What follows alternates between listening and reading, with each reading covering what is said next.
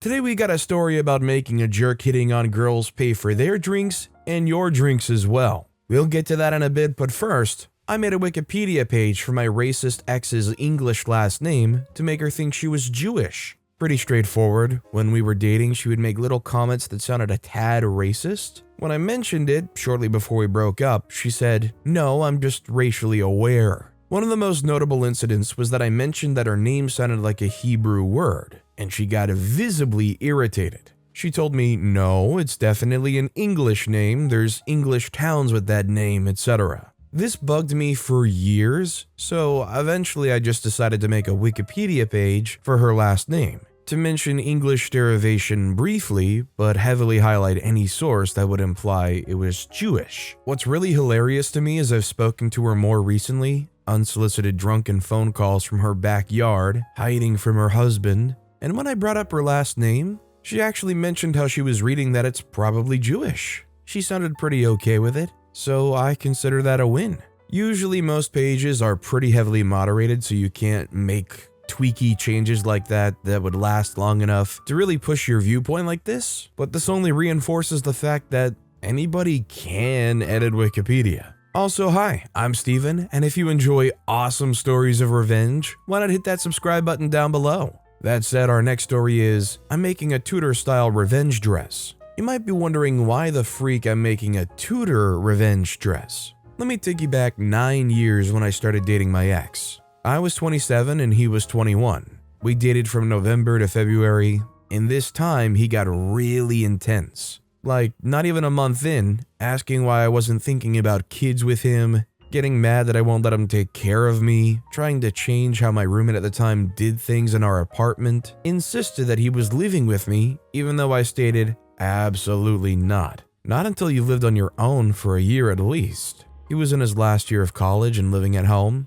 condescending my independence, upset if I asked for some alone time. I had to ask that I have a day alone, or tell him I was having a sister night. And by the end, I'm pretty sure he was trying to get me pregnant. At the end of February, when I started looking forward to the warm months, I realized the idea of spending time with him, I was miserable at the idea. So I broke up with him. For the next 6 months, he stalked and harassed me, asking when we could be friends again. Mutual friends were telling me he was insistent that he was going to get me back. I swear he thought everything in life was going to be like the movies or TV. He finally left me alone when he met the woman that became his wife. He got her pregnant and then got married before the year was over, but the damage was done. I was a shell of a human who withdrew from the very small social scene in my area. He even had wormed his way into my oldest circle of friends that I never introduced him to, so I couldn't even hang out with my other friends.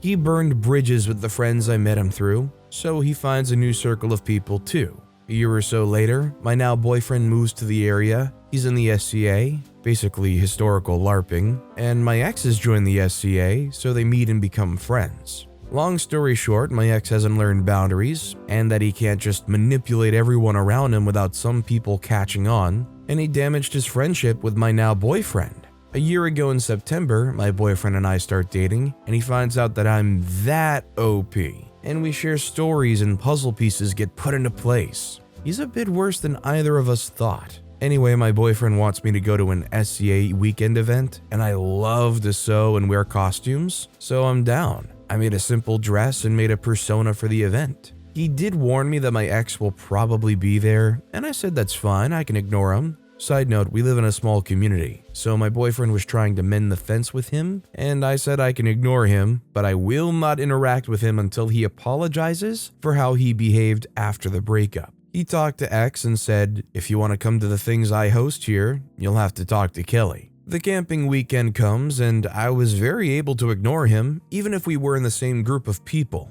But apparently after that weekend, he asked my boyfriend not to bring me to any events. Fast forward to now, and my boyfriend wants me to go to the holiday event in January. I plan on making the most elaborate Tudor gown with beading and layers of fabric, and because of my boyfriend's rank in the make-believe kingdom court, I can wear a circlet as I'm his consort. It's going to piss him off so much. Our next story is, won't call me by my name? You get a new one. People often mispronounce my name, even family members who have known me my whole life. I'm in my late 20s. Think a person named Marissa being called Melissa? I was at my family's Thanksgiving, and my uncle Gary kept calling me the wrong name. I let it go a few times, but after the fourth time I told him its real name. His response was, "What did I say?" And when I corrected him, he said, "What does it matter? I said it close enough." I've heard this my whole life, but this time something broke inside of me. Cool, pronouncing my name correctly doesn't matter. I renamed him Gerd. A few family members and I kept calling him Gerd the rest of the day. At first he acted like he didn't care and thought it was funny, but towards the end of the day he admitted he'll work on getting my name correctly. Until he can pronounce my name consistently, his name is Gerd. I completely understand that not all names come to people naturally. Some people have issues saying names correctly. Even if it's said to them multiple times, it takes a bit for them to get it down. What actually really matters is how they carry themselves with that. Uncle Gary here said, "I'm sorry, I have the hardest time pronouncing things. I'm trying my best to get it right." That's a lot different than, "What does it matter? I said it close enough." Our next story is, "Won't stop your dog from crapping on my lawn? Enjoy your painful lesion." Happy Thanksgiving, you all. This isn't my story, but my cousin's. He told me this while we were eating today, and I couldn't stop laughing from the outcome. I'll call my cousin Joe for this story. Joe lives in a small town in between where I live and Tucson. He moves there in 2016 after graduating college the same year. For the most part, he lived quietly for a few years, until early this year his new neighbor Karen moved in. Joe described her like the typical Karen look, nut, a little overweight. At first, she keeps to herself, but would complain to all the neighbors about small things she finds in their yards to nitpick. But nobody takes it seriously. Joe mainly kept off her radar, but that would change during the summer when he notices a bunch of dog turds laying in his yard. Joe doesn't own a dog. He has cameras that cover his house. So, he went and took a look to see where they were coming from, and it was Karen's dog when she would go for a walk. The camera clearly shows her stopping at the corner of his yard and her letting her dog loose in Joe's yard to do its business. Joe went to her house and told her to stop letting her dog poop in his yard. She denied it until he told her that he has cameras and had caught the whole thing. Her defense was, "Well, your yard already looks like a dump, so it shouldn't bother you now." That pissed him off because he takes care of his lawn every week and he doesn't take kindly to that. He tells her that if she keeps letting her dog poop in his yard, he'll get police involved, and he walked away. Not even a week later, he finds more dog poop in the same spot, and Karen on the camera letting her dog loose. He wasn't kidding about letting police know, and later that day they came by and gave her a ticket for her dog pooping in other people's yards. Karen gets pissed and comes to Joe's house, telling him that he'll be paying for the ticket. He politely told her to piss off and slammed the door on her. This doesn't stop Karen from letting her dog poop on Joe's lawn, and every time he calls the cops on her. This repeats 3 more times before Joe decides to take matters into his own hands and teach Karen a lesson. Joe bought a water pellet gun from the Wall of Mart a few years prior and borrowed a full-body camo suit from a friend and waited for a day when Karen would take her dog for a walk. That Tuesday, at 3, she left for her run, and Joe set his trap. It didn't take long for Karen to come back, and right as she let her dog loose, a beagle, and it ran to the same spot, Joe emerged from his hiding spot and opened fire, not hitting the dog, but right near it, causing it to run back. As Karen was about to curse Joe out, she realized he set her in his sight, and Joe opened up at her, hitting her in the chest, below region, and rear back as she ran. She called the cops, and it was the same ones who ticketed her the previous times. When they saw the footage of what happened, they couldn't stop laughing as Karen was fuming at them. They then gave her another ticket and told her if they had to come out for her again, they would have animal control come out and take her dog away, as she clearly didn't learn her lesson the first time. When she asks why Joe was getting off free, they just said her dog was in his yard, and he was free to do as he pleased. From that day on, Karen avoided Joe and his yard. What got me laughing hard was what he said she was wearing and the color of the water pellet he used. She was wearing spandex pants and a tank top that was 2 sizes too small and were colored white. The pellets were yellow. It looked like she peed herself as she was running away to her house. Me and the rest of the family were laughing after hearing this and couldn't top that with what else was going on with our own stories from the years. Even mine about how someone thought I was too young to buy scratchers. It took the first mention of lesion to understand that they actually meant to say lesson. I don't know what I really expected, but I really wanted to find out how this Karen was going to get some lesion. Our next story is Tit-for-Tat-toddler. Had a diamond-studded jerk bring a toddler to the doctor's office, not pediatrician, in Manhattan, and let the brat run wild. I'm mentioning diamonds because it was clear she had the means to hire a sitter. I understand when a sitter gets sick, etc., but instead, here she was with heck brat and doing nothing to control him. It was a group phlebotomist station, and the kid decided it was their new running track. Nothing quite like having the nurse dodge a toddler while holding a needle in your arm.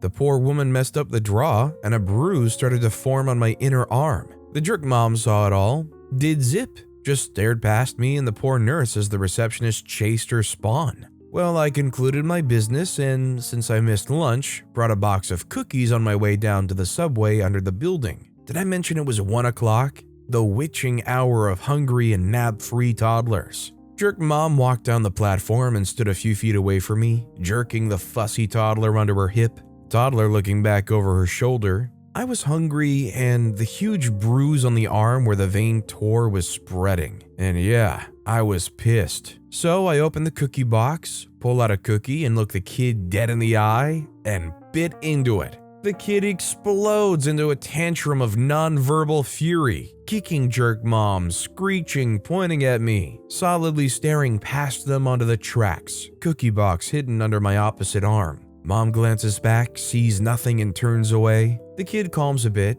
glaring daggers at me. My train arrives, so putting another cookie in my mouth, to the incredulous rage of the toddler, I stroll onto my car, to his indignant screams. I wonder if jerk mom's toddler-inflicted bruise lasted as long as mine. Mine lasted a month. Let's be real, if a toddler is running around and causes you to get a bruise from a needle in your arm, regardless of the circumstance, regardless of the setting, I feel like the parent that's supposed to be watching that kid deserves to have to deal with their tantrumy, whiny, crying child after that. Our next story is Petty Pigeon Poop Payback. This is a tale that happened years ago, back when dinosaurs ruled the earth, and I was a year into my first apartment. This also isn't my revenge, but it happened to me. One evening, as I came up the driveway to the parking nearest my apartment, I saw a gathering of pigeons right in the middle of the right-of-way. If it was another type of bird, I would have slowed down to give them plenty of time to move, but I knew pigeons were pretty fast on takeoff, so I just plowed right through them. They naturally scattered in an annoyed flurry of wings.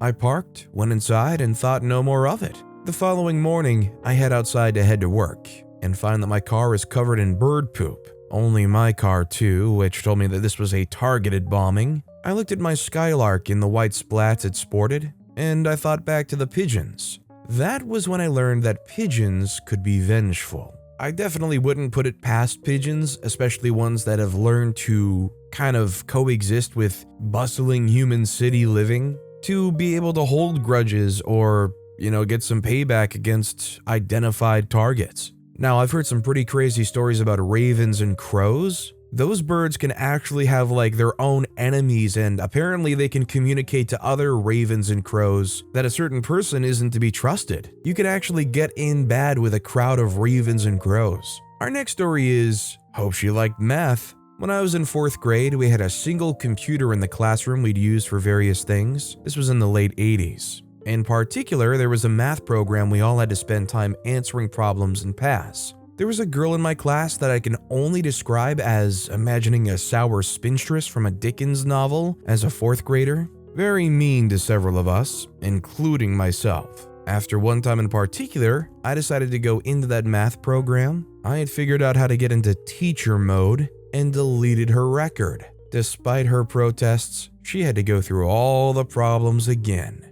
Growing up, going through school, I always had teachers that used the teacher key, and I always thought it was unfair. Because without fail, there were always the example questions in math classes that the teachers would do, and I actually would follow along greatly with it, and then they would assign a few questions that are in the textbook to do at home. and all of a sudden the textbook questions would have like a flipped format or like an extra letter to solve for or slipped in another operation in there. So you'd come back, you turn the homework in, and then you go over the work, and the teacher would just look at the key to get the answer beforehand and then solve it. It always annoyed me. I was probably just dumb. Math is not my strong point. This next story is, mess with my balloon, will you? I was about 10 and my cousin was 9. We were at a community health fair near our grandmother's house. There was a booth that had a huge balloon tied to the desk to attract attention, and it definitely caught ours. We started talking to the woman working the booth and convinced her to let us have the balloon after the fair was over. She was fine with that, so we planned on sticking around until the end and get our cool balloon. Sometime later, we overheard another group of kids talking about how they were going to get this cool, huge balloon after the fair. We went back to the booth, and the woman told us that these guys came by after she had given us the balloon, and they had offered the princely sum of 50 cents for it. This was quite a lot back in 1965. So she said that we were just out of luck. We were having none of that, so we planned a counterattack. We found a few rocks and crept alongside the low wall that was near that desk, and the first rock hit the balloon and it popped. We then went and found the other group and told them the bad news about their balloon, and suggested that we all go over there and get a refund from the woman. She refused, saying that was just our bad luck and to get lost. These kids now became our new best friends, and we were going to help them get their refund. We searched out someone who seemed to be in charge and told her the sad tale of the mysteriously popped balloon and that the woman wouldn't give our friends a refund. She wasn't happy with the worker and forced her to give the money back and sent the woman home, presumably without pay for the rest of the day. The desk was quickly staffed by someone else, and we went our way without any balloon, but still satisfied that justice had been served. Usually you don't want to support somebody going and destroying property, but if you promised kids a balloon and then you turn around and give it to somebody else because they paid you 50 cents for it, which is almost worth $5 today, maybe you do deserve to get that balloon popped. To be fair though, $5 is $5, and if you're not keeping the balloon, it'd be nice to have a little pocket change. Pop! This next story is ruin a bully's childhood. I don't know if it fits in this subreddit, but I recently thought of it and would like to share. I remember in first grade, there was this kid who continuously bullied. I think the reason was I was a brown-skinned person living in a predominantly white neighborhood. This kid didn't intimidate me, he mainly just annoyed me. Cue revenge. One day in science class, we were learning about how our body parts moved, about tendons and how you can move your hands and legs. There was this one really gross example where they brought in a dead chicken. The tendon was still attached, and the teacher showed how the tendon makes the part move. This bully sat next to me in that class. In that class, he was eating one of those white cheese sticks. You know, the ones like string cheese, you'd peel the cheese off. I noticed that the tendons in the chicken were white and stringy like the cheese. So I leaned over and told him, "You know that you're eating chicken tendons?" I got told on, but I think it was worth it. I don't know if this qualifies as petty revenge, but it'll live in my head forever. Honestly, you probably ruined cheese sticks for that kid forever. It kind of gives me the same vibe as I myself had when I found out that stuff like Jell-O is made from animal bones. I don't know why, but it really impacted the way I viewed anything Jell-O or gelatin-like for quite a while. This next story is, thanks for the drinks. For some background, I'm in a graduate program with about 50 students. I generally get along with everyone. I'm very outgoing. But there is one guy, let's call him B, who I really don't like, but for good reason. He tries to sleep around with all of the girls in our class. If he does sleep with them, he ghosts them. On several occasions after parties, he would lay down in one of my girlfriend's beds and without asking, wait for them. We've had to remove him multiple times. When confronted, he blames his past relationships for ruining him.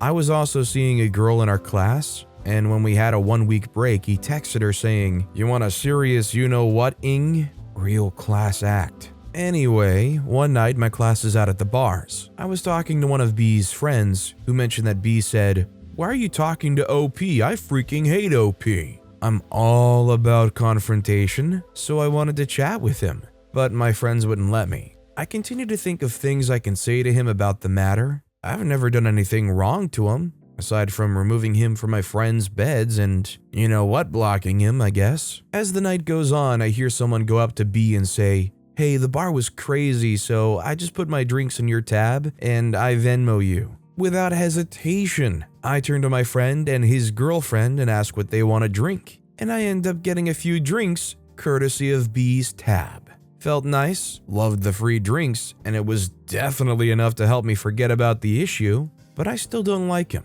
Not gonna lie, this guy sounds like a patient zero candidate for some new STD or something. This guy sounds like they're going around trying to find it wherever they can. Our next story is a fun case of road rage. I was driving back home from Thanksgiving with my parents today, and there was some stop and go traffic. My brakes are in need of a little love, so I decided to make it more of a slow cruise for me so I didn't waste gas or use my brakes too much. The guy behind me started flashing his high beams at me every time the car in front of me was more than a car away, and I kept on flipping him off and cruising. He could have passed me if he wanted to. Like, I honestly was jamming to some weird Christian rock, so I was in a weirdly good mood and wouldn't have minded if he just went around. Once we started moving again though, I had to change lanes, and he was definitely showing signs of road rage by keeping me from merging over. When he finally passed me, he would drive in the middle of the lanes to prevent me from passing him. We almost got into like 5 accidents, so I called the cops. During that time, he's brake checked me, tried to run me off the road, and just was being an overall jerk. Somehow, I wasn't exactly bothered because it was my first time dealing with road rage, and I'm just excited to have a story. Anyways, the cops finally find us and he gets pulled over, and I just smiled and waved and kept on listening to whatever weird Christian rock was playing. You mean to tell me OP's just cruising down the road, listening to Christian rock, jamming out, and meanwhile, while Christian rock is playing, they're throwing the middle finger around, smiling while this dude is just raging at them? It's honestly a pretty funny picture. Our next story is Elevator Etiquette. A little stupid, but I thought I would make my first post after lurking so long in the sun. Folks cutting into elevators when others are there first are just plain rude, especially when it's full. Normally it's not as bad, but I've been there waiting for a while for the elevator to come. This has been happening often lately, so I could not resist. This couple shows up about a minute before the elevator arrives, and the wife jumps right in front of me and goes in, then motions for the husband to follow. He actually goes in as he shrugs at me. It was too full for me to go in, as it was checkout time at the hotel, and I've already watched 2 elevators go by. Well, maybe you are in more of a hurry than me, but now I'm no longer in a hurry. I waited for the door to almost close, and then I pressed the elevator button, and it opens back up. I shrugged my shoulders at the folks in there and stared at the husband. I chuckled to myself as I watched it almost close a second time. Oops, I did it again. I only did it 3 times and then finally let it close the 4th time. It wasn't as funny anymore, and I wanted to meet up with my husband. Sorry to the unintended victims in there. Yep, so that's my story. I'm just imagining being the first person in that elevator. You're the first one in there, maybe it's empty when you start, and no matter what you do, there's just people constantly walking in right in front of you. Every floor, more and more people get on, and then all of a sudden you hit this floor where OP just keeps opening the elevator. You're standing in the back of a crowded elevator saying to yourself, "Please, for the love of God, just take us to the lobby." This next story is, the game is afoot. Due to Thanksgiving being recently, I figured I would share a petty revenge story that took place in 2015 on Thanksgiving and has been going since then. My uncle every year makes homemade moonshine for parties, usually apple pie flavored moonshine for Halloween, Thanksgiving, and Christmas. My family is also the type of family that we're all around alcohol, and from a young age in America, you can enjoy a sip or two as long as it's a family event. You're 16 and just helped cook all day? Take a sip if you want. Well, in 2015, my cousin decided she didn't want a sip, she wanted a cup. She waited for everyone to not be looking, filled the cup up with moonshine, and drank the whole thing. This obviously didn't go well since she's 15 and ended up throwing up. Her mother, my aunt, said it was my uncle's fault for having it in plain view where she could reach. Well, he didn't make a fuss. He simply said, "Okay, I'll fix it." For the past 7 years, including this Thanksgiving, every time they've attended a party with alcohol, he brings out his alcohol riser, a huge stack of wood, almost like a deck, and places it right there on it. It's about 6.5 feet off the ground, so you have to reach overhead for it, just not a lot. All of my uncles and grandfather are 6 foot to 5'10", so it's a little of a reach but manageable. My aunt, however, is 5'4" and can't reach anything. The best part, my cousin, who was the one who started all of this, grew to being 5'8", so now she reaches up and grabs what she wants. It's the biggest reach for her though. I have 4 cousins and she's the oldest one. The other 3 are ranging from 12 to 16 and are all around the 5-foot mark. So my uncle says he must leave it up in order to make sure the younger ones cannot access it. So each party my aunt has to ask my uncle to pour her drink. We all laugh. She takes it, and then by drink 3, almost all the alcohol is back on the normal table for all to reach. Sometimes it varies, but it never stays the whole night. Occasionally he'll pour her drink and then set it immediately on the table. If my other uncles pour a drink and immediately put it on the table, nothing said. She did end up apologizing after seeing it next year. She forgot about the whole fiasco and didn't even think about it. She knew she was wrong, but didn't like the idea of admitting it to her brother. It's a great story of classic sibling rivalry and a funny starter conversation for newcomers. Why is your alcohol on a structure over 5 feet tall in the yard? What do you mean? That's the alcohol table. Have you never had them? What? One of them fancy, classic alcohol tables? Of course, everybody has one of those. That said, our final story of the day is a triumph. I used to get bullied a lot in school. They mostly hated me because I was an A student. In my country, it was common for people of color to hate on each other for succeeding. I wasn't raised to think like that though. I was raised to praise other people's successes. We all used to get along until we reached my country's equivalent of senior year. Those were the worst times for me. They excluded me, made whole hate groups against me, called me a piece of crap multiple times. Some of them even pushed me against a locker to try and intimidate me, spread rumors about me. People put weird things in my bag as a prank. I wasn't alone though. My friend, who was also an A student, got bullied too. It was horrible. The bullying wasn't too often physical, but it was rife. Then came our final exams, entry exams, and final assignments. They all kept asking me for help with the work and learning for those entry exams. Arrogant people. They really thought I would help them.